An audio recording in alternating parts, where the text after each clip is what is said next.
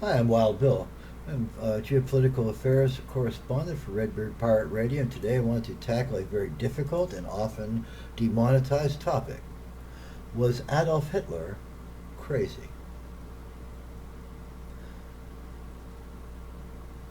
He was doing the right thing for a right nutter.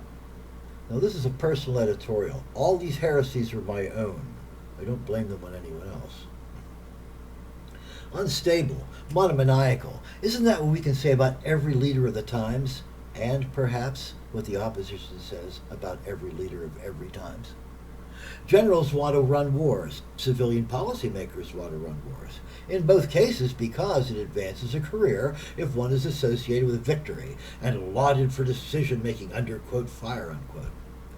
Sadly, micromanagement/meddling leads to lack of trust between rank and file and a divided leadership, which in turn degrades the morale and the combat performance of small unit officers, those people needing the highest courage and esprit.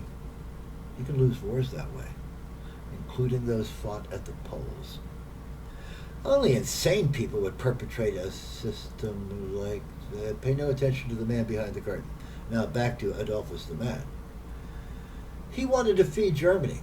He wanted to assure Germany of a strategic oil supply. He meant to make of Germany both an industrial powerhouse and the horn of plenty.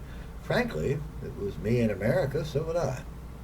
He did this for the most patriotic reason imaginable, self-aggrandizement. Check on your government people. They profit hugely off of being in government. When they don't, you can call me a liar. Before mass communication by telephone and radio, while information traveled at the speed of a fast rider, a war of aggression could be launched on a shoestring with a reasonable hope for success. Strike hard, fast, successive blows, divide and conquer in detail. World War I changed all that. It was a war of weight of production versus the manpower of a generation mobilized through national railways, commanded through telephony at the speed of light, and enthused at the prospect of killing others by effort of a piss-yellow press. Every single one of its horrors, from poison gas through flamethrowers, minefields, the cat's cradle of machine gun lanes of fire, death from the skies, death from below the surface of the sea, was lauded as a means of, quote, ending war forever, end quote, before the war tested its promise. Each simply made the war bloodier. Somehow, hope lingered that solutions could be found so a protracted, sanguinary war could be bypassed, avoided, finessed. Secret weapons could be developed. Secret treaties could sideline or unbalance enemy coalitions.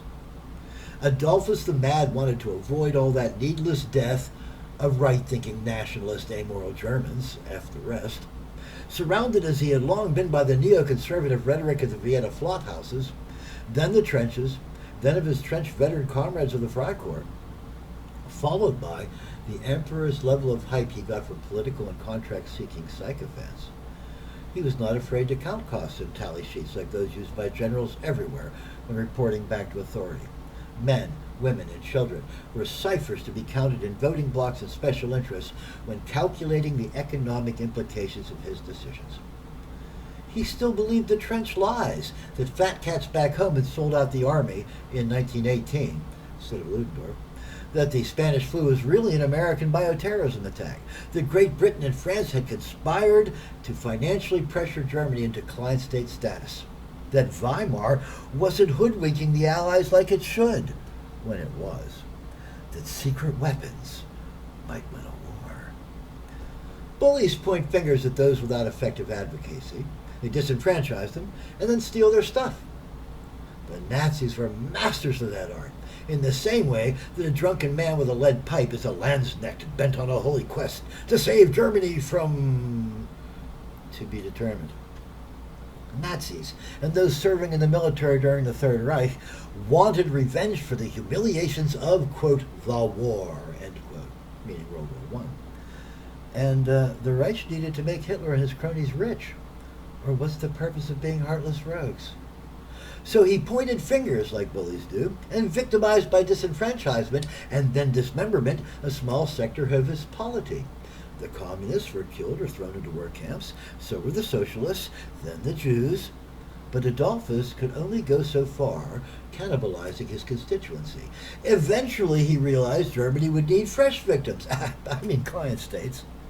Sure, he could invade barbarian lands like the Baltic states and Ukraine, but long before he could take their stuff to give to his supporters, he'd be faced with 1 million prisoners, 1 million more mouths to feed, and he was already unable to feed the ones he had. And the predicted booty, as ever in war, was definitely not flowing in fast enough. As Tick pointed out in a different video, Hitler went to war for things he needed so he could go to war for the things he needed. Circular logic sent Germany on a course of war on a shoestring against the greatest industrial powers imaginable, a fully mobilized United States of America and Soviet Union. A war Germany, even in combination with her equally intemperate ally Imperial Japan, could not ever have won. From Hitler's point of view, Italy was little more than an albatross tied around Germany's neck. Check the strategic considerations of Mussolini's ill-fated attempts in the Balkans and Africa. Circular logic like that, invade to obtain the materials to invade, is the sort of strategy you're fed by sycophants, not sane, rational advisors concerned with a successful campaigning season. Every naysayer becomes an enemy, seeking to destabilize the dream. The sycophants gather round to defend their son, so that Adolphus would never be free of them. Like an emperor of ancient China, the truth, the extent of the disaster, was hidden from him by his eunuchs, which is when the generals turned to plotting against him. So he stayed awake forever, trusting no one, his amphetamine-sustained body, the daylight one, uncomfortable at every moment, emitting the worst farts imaginable, an artifact of his opioid, nighttime bodies, blocked digestion. Anything he ate would be an agony at the other end. The man who hated to wait would now be forced to be patient, at the mercy of a drug-blocked colon. All the while, the prisoner count rose. 1.5 million, 2 million. 2 million more mouths to feed when he couldn't feed the ones he had. Worse, the logistical cost of feeding his own far-flung troops rose apace as they became more distant. A lot of wastage and spoilage of potable goods between Prussia and Moscow. Add to that the loss of fuel spent trying to reach the mirage of the stupendous oil reserves of either the Caucasus or Egypt, a fool's errand pursued by a nation high on meth. His war on a shoestring had not only failed to garner the necessary resources for Germany's sustenance and survival, it had instead spent them at a prodigal rate, bankrupting the Thousand-Year Reich. Adolphus the Mad failed utterly. His every gambit turned against him, his every belief a bridge burned to ashes. His people were starving, his troops unsupplied. Worst dictator ever. Would that drive a man crazy? You bet. So yeah, Hitler was crazy. This is Wild Bill. 11 January 2023.